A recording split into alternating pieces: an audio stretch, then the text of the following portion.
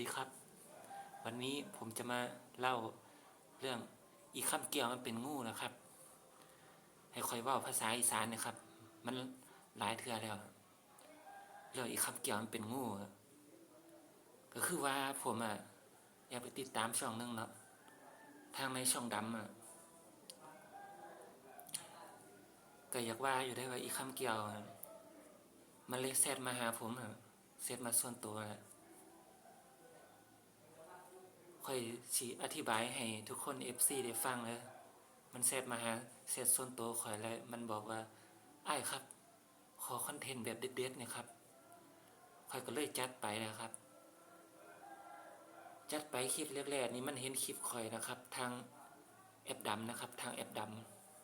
ำเบิ่งไปเบิ่งมามันก็มาสอข่อยได้ว่าอ้ายเจ้าเป็นอีคำเกี่ยวบอกโอ้ยข่อยสิแม่นอีคำเกี่ยวอยู่ไสน้อเนาะทุกคนว่าบ่มันบ่แม่นได้อีคำเกี่ยวข่อยเลมอนนะครับข่อยเลมอนเนาะ FC เนาะ FC ก็ฮู้ติว่าข่อยซื้อเลมอนอือก็ก็อันแบบว่าแบบจังไดเนาะก็ดังที่ข่อยว่าไปนั่นแหละอืมข่อยก็บ่ได้ตอบกลับมันเด้มันแชตมาส่วนตัวข่อยทางบ้านฟ้าเนาะบ้านฟ้าแล้วก็บ้านดำบ้านเขียวเนาะทั้ง3บ้านเนาะทั้ง3บ้าน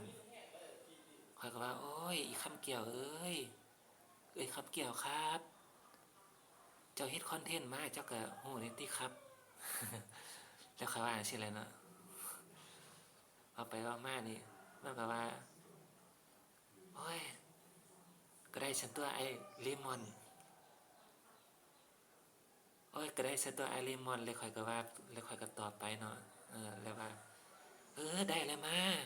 าหาอ้ายนี่อ้ายสิสอนทำคลิปทำคอนเทนต์ให้เออ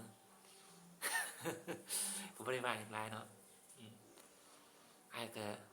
เป็นคนใจง่ายนะอ้ายเป็นคนใจดีมีเมตตานะอืมเนาะก็มีแต่ซั่นแหละเรื่องเล่าคลิปคอนเทนต์เรื่องอีคำเกี่ยวมันเป็นงูนี่อยู่ในคลิปนี้เด้อค่อยลงคลิปให้ FC ทุกคนได้เบิ่งแล้วนะครับขอบคุณที่ติดตามขอบคุณกดไลค์ขอบคุณการกดไลค์กดแชร์นะครับขอบคุณหลายๆครับขอบคุณพี่น้องฝั่งลาวฝั่งไทยครับนะครับที่ติดตามคุณกันนะครับขอบคุณครับ